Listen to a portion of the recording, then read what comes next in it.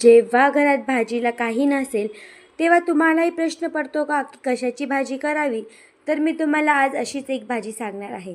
त्यासाठी मी 2 चम्मच छान असं कढईमध्ये तेल टाकून घेतलं. तेल गरम झाल्यावरती जिरं टाकून घेतलं आणि 2 ते 3 मोठे कट केलेले कांदे टाकून घेतले. ते छान असे परतून घेत आहे थोडेसे लालसर होईपर्यंत. असं काही नव्हतं की भाजीला आज घरात काही नव्हतं, भाजीपाला होता. परंतु कसं असतं ना, कधीतरी आपल्या जुन्या ज्या पारंपरिक रेसिपी असतात त्या ट्राय करायलासुद्धा मला खूप आवडतं. म्हणून साईला डब्याला छान असे पोहे दिले होते. आता तुम्ही म्हणाल हे एवढेसे पोहे दिले का त्याला, तर त्याला मोठ्या डब्यात दिले होते. हे स्वामीला खाण्यासाठी छोट्या डब्यामध्ये मी काढून ठेवले होते. कांदा छान असा लालसर झाल्यानंतर त्याच्यामध्ये 1 चम्मच लाल तिखट आणि थोडीशी हळद पावडर टाकून घेतलेली आहे. छान असं ते मिक्स करून घ्यायचं आहे आणि मिक्स करून झाल्यानंतर थोडीशी वाफ निघते हे आपल्याला लक्षात आलं की त्यामध्ये आपल्याला जितकी भाजी पातळ हवी, जितकी घट्ट हवी त्यानुसार आपल्याला छान असं त्याच्यामध्ये पाणी टाकून घ्यायचं आहे आणि चवीनुसार मीठ टाकायचं आहे.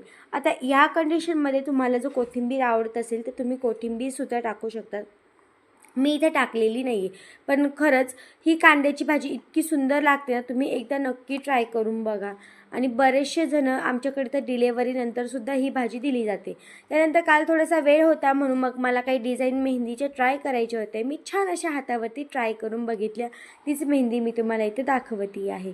त्यानंतर ना मी ओली हळद आणलेली होती, तर मी ती टपात लावून दिलेली होती 2-3 खडे.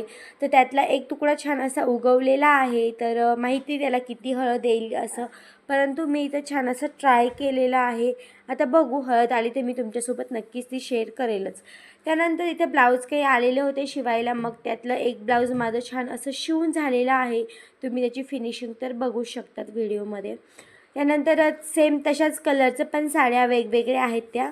तर तशा कलरचं दुसरं एक ब्लाऊज अजून शिवायला आलेलं आहे. ते सुद्धा माझं अर्ध शिवून झालेलं आहे. स्लीवचं एका साईडचं झालेलं आहे. त्यानंतर बरेचसे पार्ट एकमेकांना जॉईन करून झालेले आहेत. आता हे ब्लाऊजसुद्धा मी आज पूर्णपणे कंप्लीट असं करूनच घेईल. आणि अजून एक ग्रीन कलरचं ब्लाऊज आहे, तर त्याला मला छान कटिंग करून आणि बांधून ठेवलं मी. आता बघू ते केव्हा पूर्ण होतं आहे ते. हे मी ना इंडोर प्लांट घेतलं होतं, पण माहीत नाही काय झालं माझ्याकडनं, ते उन्हात जास्त राहिलं की काय, पण त्याचे ना असे थोडे थोडे जे पानं आहेत ते पिवळे पडायला लागलेत. परंतु एक छान गोष्ट अशी आहे की तिला खालून असा नवीन कोंबसुद्धा फुटलेला आहे.